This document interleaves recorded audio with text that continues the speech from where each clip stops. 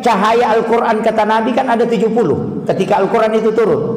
Ada 70 cahaya, 35 di sayap kanan malaikat Jibril, 35 di sayap kirinya. Jadi ada 70 cahaya Al-Quran ketika Al-Quran itu turun.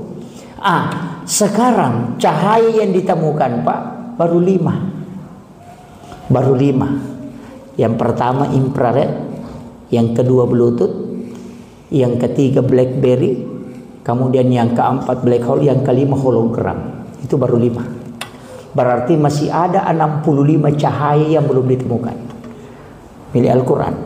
Infrared itu kan inframerah, mentransfer data jarak dekat.